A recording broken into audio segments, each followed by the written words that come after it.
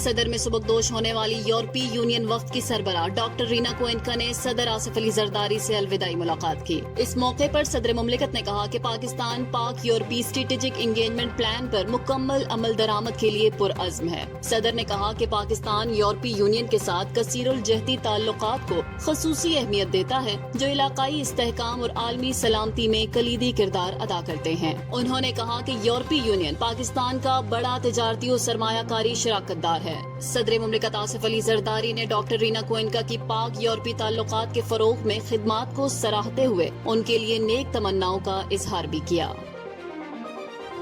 اسلام آباد میں یوم استحصال کی ریلی سے خطاب میں نائب وزیر اعظم اسحاق ڈار اور وزیر اطلاعات عطا اللہ تارڑ نے کہا کہ بھارت نے 5 اگست 2019 کو کشمیر پر غیر قانونی قبضے کی کوشش کی، لیکن کشمیری آج بھی ہمت سے ڈٹے ہوئے ہیں۔ عطا اللہ تارڑ نے کہا کہ بھارت کو عسکری، سفارتی اور بیانیے کی جنگ میں شکست ہوئی اور پاکستان ہر سطح پر کشمیریوں کی حمایت جاری رکھے گا۔ نائب وزیر اعظم اسحاق ڈار نے کہا کہ بھارت کا ہر اقدام اقوام متحدہ کی قراردادوں اور عالمی قوانین کی خلاف ورزی ہے۔ انہوں نے مطالبہ کیا کہ بھارت رائے شماری کرائے اور کشمیریوں کو ان کا حق دے۔ پاکستان نے یوکرین میں پاکستانی شہریوں کی مبینہ شرکت سے متعلق الزامات کو من گھڑت، بے بنیاد اور ناقابل قبول قرار دیتے ہوئے سختی سے مسترد کر دیا ہے۔ ترجمان دفتر خارجہ کے مطابق ان الزامات کی کوئی حقیقت نہیں اور اس معاملے پر یوکرینی حکومت سے باضابطہ وضاحت طلب کی جائے گی۔ ترجمان نے کہا کہ پاکستان کسی بھی متنازع معاملے میں عدم مداخلت کی پالیسی پر عمل پیرا ہے اور یوکرین تنازع کے پرامن اور سفارتی حل کا حامی ہے۔ واضح رہے کہ یوکرینی صدر زیلنسکی نے دعویٰ کیا تھا کہ روسی افواج کے ساتھ پاکستانی جنگجو بھی لڑ رہے ہیں، تاہم ان الزامات کے حق میں کوئی ثبوت فراہم نہیں کیے گئے۔ وفاقی حکومت نے احتجاجی تاجروں کو منانے کے لیے بجٹ میں شامل کئی سخت ٹیکس اقدامات پر نرمی کر دی ہے۔ نئی ہدایات کے مطابق بینک میں جمع کی گئی نقد رقم کو اب ڈیجیٹل ادائیگی تصور کیا جائے گا، جبکہ FBR کے اختیارات شکایات کے ازالے کی کمیٹیوں کی منظوری سے مشروط ہوں گے۔ FBR کے سرکلرز میں واضح کیا گیا ہے کہ گرفتاری، کاروباری مقامات کی سیلنگ اور اکاؤنٹس منجمد کرنے جیسے سخت اقدامات سے پہلے چیمبرز کے ساتھ مشاورت لازم ہوگی۔ ٹیکس ریفنڈ، ان پٹ ایڈجسٹمنٹ اور دیگر معاملات میں بھی کاروباری طبقے کو اعتماد میں لیا جائے گا۔ FBR نے مصنوعی ذہانت کے استعمال اور پروسیکیوشن کے غلط استعمال کو روکنے کے لیے بھی طریقہ کار میں تبدیلیاں کرتی ہیں۔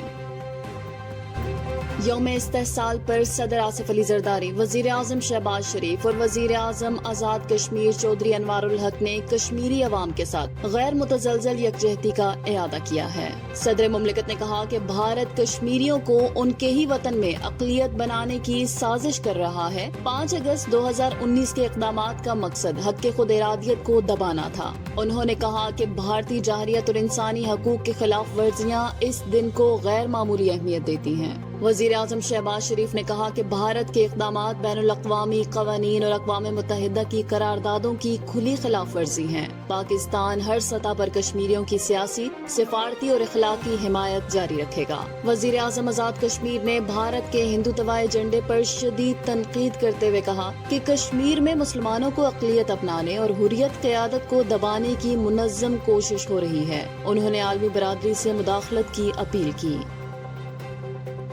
یوم استحصال کے موقع پر مسلح افواج نے مقبوضہ کشمیر کے عوام سے غیر متزلزل یکجہتی کا اظہار کیا ہے۔ ISPR کے مطابق army chief general Asim Munir, chairman joint chiefs naval اور ایئر چیف نے کشمیریوں کی جدوجہد آزادی کی بھرپور حمایت کا اعادہ کیا ہے۔ اعلامیے میں کہا گیا ہے کہ بھارت کا غیر قانونی قبضہ، انسانی حقوق کی خلاف ورزیاں اور آبادی کا تناسب بدلنے کی کوششیں عالمی قوانین کی کھلی خلاف ورزی ہیں۔ مسلح افواج نے کہا کہ بھارت کا جنگجوانہ رویہ اور اشتعال انگیزی جنوبی ایشیا کے امن کے لیے سب سے بڑا خطرہ ہے۔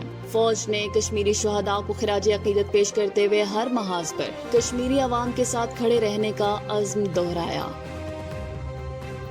حکومت نے ترسیلات زر پر سبسڈی اسکیم دوبارہ بحال کرنے کا فیصلہ کیا ہے۔ ابتدائی طور پر 30 ارب روپے کی گرانٹ دی جائے گی۔ اسٹیٹ بینک کے مطابق 2024-25 میں ترسیلات 38.3 ارب ڈالر تک پہنچ گئیں، جو گزشتہ برس کے مقابلے میں 27% زیادہ ہیں۔ نئی اسکیم کے تحت اب ہر اہل ترسیل پر کم از کم $200 مقرر کیے گئے ہیں، جبکہ فی ٹرانزیکشن سبسڈی 20 سعودی ریال تک محدود کر دی گئی ہے۔ وزیر اعظم نے بیرون ملک پاکستانیوں کو ملکی معیشت کا قیمتی اثاثہ قرار دیا اور اسکیم کی بحالی کو ضروری قرار دیا۔